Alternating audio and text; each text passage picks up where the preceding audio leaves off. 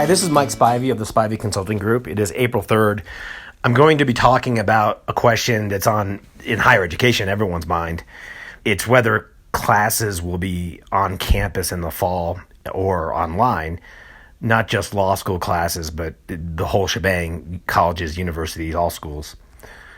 It's at least a $650 billion question in terms of how much higher education revenue is generated a year. It's a question of health and lives as well. And it's a question that there hasn't been a declarative answer to for good reasons yet. So no one has attempted to make a final decision or close to a final decision. And many of these schools that we've talked to college presidents, provosts, deans. They have daily or at least, tri-weekly, bi-weekly COVID committee meetings and meetings with their board. And much of this is geared towards, planning for having classes and then planning for not having classes. And what we're going to do in this podcast is say what direction we think this is going to tip in. So this is the highest level of decision making at universities, and colleges are extremely cautious for their students' well-being. They also have brand liability issues. Just yesterday, when I opened up my computer online, my alma mater, Vanderbilt, was in the news for when they closed campus. Many students didn't leave, and a number of them who went to a party contracted the virus. Same thing with University of Texas Austin. A group of, I think, 40 students contracted COVID-19 who had been together on a chartered plane.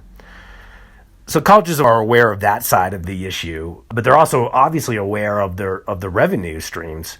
And I'll talk about that soon. But first I want to talk about the other side of it, which is the side that my firm, for obvious reasons, we have zero medical background. All 33 of us, I don't think anyone was even pre-med. So we are relying heavily on trusted resources. The person I'm using the most is an aggregator. He's a doctor, a research doctor. He's an MD out of Harvard. His name is Dr. David Sinclair. He's a researcher, not a practicing physician. But what he does and has been doing is aggregating the most trusted research, which changes on a daily basis. And just to sort of summarize quickly, because I don't want to get too heavy into the medical stuff, the heavier I get, the less I'm talking sideways.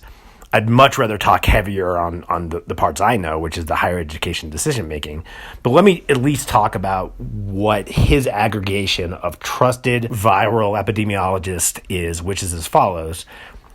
We are going to be in the thick of the contagion for the next 12 to 18 months. You will see increases and then declines and then periods of leveling out, but likely, and I think he thinks in the fall, or again, the doctors he is aggregating, another incline and another decline. And this is just going to go up and down, not just on a time sequence, but state by state, county by county, country by country.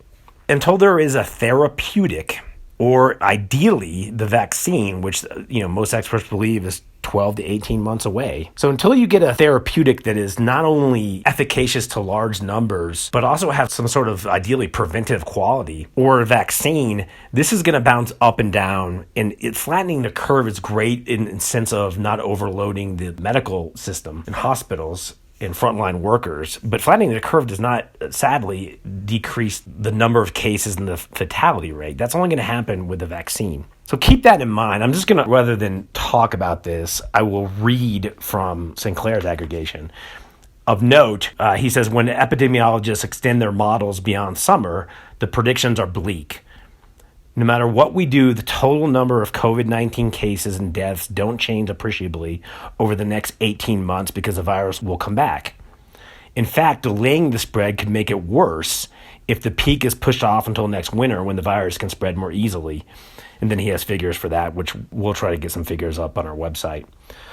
Modeling the UK outbreak suggests that social distancing measures might be needed for large parts for the next 2 years, including school and university closures. Let's hope not. There's another issue he addresses that I'm just going to briefly mention, which is the mutation of the virus. So in other words, we might have some sort of therapeutic or even vaccine. Hydroxychloroquine and azithromycin, for example, is at the forefront of the therapeutics that have been mentioned of late in the media. But Sinclair also notes that there have been stories claiming that the coronavirus isn't changing rapidly. It is. Only about 1,000 genomes have been sequenced worldwide, so there's a lot we are missing. Even so, according to nextstrain.org, a site that tracks viral genomes across the planet, the virus is mutating 1,000 times faster than influenza viruses. Very few people, he says, are making note of this in the media, but it's an issue. It's a possible issue. And then to quote Sinclair, RNA-based viruses are known to be genetically unstable, and this one's mutating about 20 times faster than regular RNA viruses. The published rate of change has gone up by 20% in the past 2 weeks. This could be good news or bad news. It's global roulette. If the ball ends up the right slot, then it could mutate in the right direction and become much less contagious. If it mutates in the wrong direction, it could render therapeutics and vaccines that they're currently working on, which I believe there are 57 drugs and 39 vaccines in trial mode alone right now, but it could render those useless. So again, we're looking at an up-down outbreak that until they have a vaccine that nails this, we're talking 12 to 18 months. If I know this, colleges and universities know this. So why would they open if in 12 to 18 months we're not going to have any sort of stop point?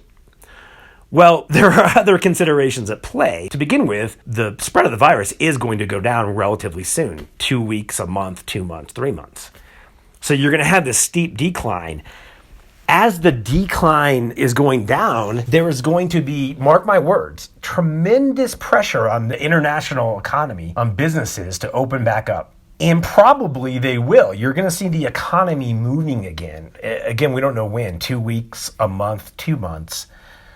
But there won't be the quarantines and the statewide orders that we have right now, which again, incidentally, is probably another reason why it could come back as another spike in the fall. So this is going to be the huge decision on colleges and universities. The economy is generating again. Businesses are moving. People are flying. $650 billion at stake. The equation for colleges on the financial side is this. If you have classes on campus, you can charge full tuition. There is research that the efficacy and the learning is much greater in person. There is all kinds of student cohesion that prevents attrition. There are psychological benefits, of course, to not being isolated and to having on-campus culture. All these are going to be discussed at these board meetings. Let me give you 2 data points.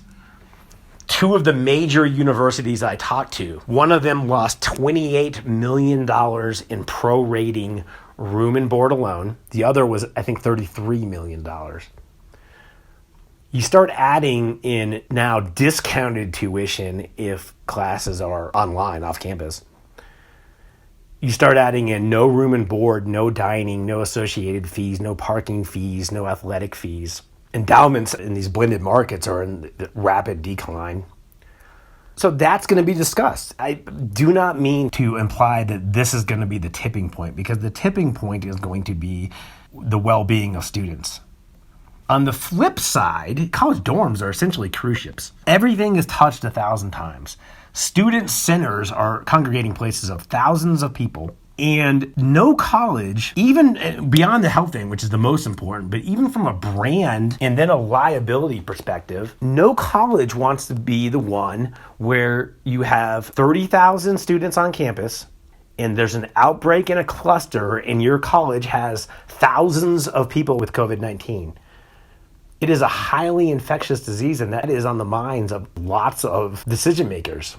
So they're waiting on data. They're waiting on data on the therapeutics. They're waiting on data. I read this morning that there's compelling data that the people who are at risk are primarily, and this is per one doctor, so take it for what it's worth, pre-diabetic and diabetic patients. Certainly they're waiting on the decline, which we're not at yet. We're still in the growth stage. So having spoken to, again, a number of people, having not seen a single article yet in the media about this, no one's making a statement, my guess is as follows. This is the once in 100-year pathogen that we've been worried about, and probably no one has really been able to prepare enough for. Because this is so contagious, it's going to come back. And my best guess is colleges and universities, by and large, particularly the ones that can absorb the financial hit, are not going to have on-campus courses in the fall. And what's going to happen is there's a herd mentality in higher education, which is when leading institutions make a decision, others follow. This is entirely now instinct-based on my 20 plus years in higher ed. But my instincts are there will be a financially secure institution that can ride out not just a semester, but a year online. And their board, their president, their chancellor will come to the conclusion that they would rather ride out that semester than have their university be the cluster that breaks, which would have tremendous implications. It could damage your university brand much longer than a semester. So let me talk about law schools now, because there is a scenario out there where universities could be closed as far as dorms, but law schools could be open. Most law schools don't have student housing, and even if they did, they could shut down student housing. It's small, 30 students, 40 students. But they could be in an area that has been on the decline and low per capita contagiousness for an extended period of time. Testing highly likely will be cheap and available by then. So you could see at the law school level, where the central university is not having students in dorms and on campus, the law school will be open with the following sort of parameters. The faculty are tested, the students are tested, and people who test negative, you have on-campus courses. They're all online or they're recorded. International students who actually just choose, and understandably so, I could see myself being one of these, choose to take a semester off and do it online. Students who test positive but who are asymptomatic or who have, limited symptoms would watch the courses and have the tests, but it would just be remote. Students who have the virus and have severe symptoms, and hopefully, obviously, that's a very small subset, would certainly not be on campus. They would also almost certainly be granted medical leaves of absence. If you're in a student with the same scenario with severe symptoms, I would project that almost any office of admissions would almost certainly give you a deferral or work with you on some sort of different starting point. So for law schools, it's a little bit of a different equation. For universities, it's 50-50, but I'm going to say, to me, it's 51% no on campus, 49% likely on campus. For law schools, I can see creative law schools having the ability to have on-campus courses due to their much smaller nature, and particularly due to the fact that they can test because of the smaller number of students, and they don't have student housing. So this is how I think it's going to break for law schools. I think you will see law schools aspiring to be open in the fall. And I think, as we track the data, track the modeling, and track the outcomes, what's happening, I think you're going to see some law schools that are going to be entirely open for people who test negative. They're all going to have backup professors in case a professor happens to catch it. You may see law schools where, and this actually could apply to universities and schools too, classes start in September, late August, and if in October, COVID comes back sharply, everyone is sent home again. I would actually, this is me personally, I'm not quoting a single chancellor, president, or provost has not said this to me, but I would personally rather just tell people to stay home for one semester than tell them to come back for a month and then send them back home. This thing is going to go away. It's not a civilization ending or close to it pandemic. The fatality rates are very low. I think the rebound is going to be very quick. And 2 years from now, when everyone's on campus, out on the quad, in classes, in dorms, this will be a memory. Right now, we're in the middle of it. In fact, we're in the ascent of it. And I think it's that ascent which will have universities and colleges, particularly financially stable ones, not wanting to risk students clustered in dorms. Law schools, we will update in a month or so, because I think it's actually going to be scatter plotted. I think you're going to have some law schools that are open, some that stay online. At the end of the day, none of us know. We will know much more in a few months, which is why people smarter than me have yet to make statements. But we wanted to get a guess out there because people are very curious about this. This is our guess. This is our best guess. I hope this was helpful.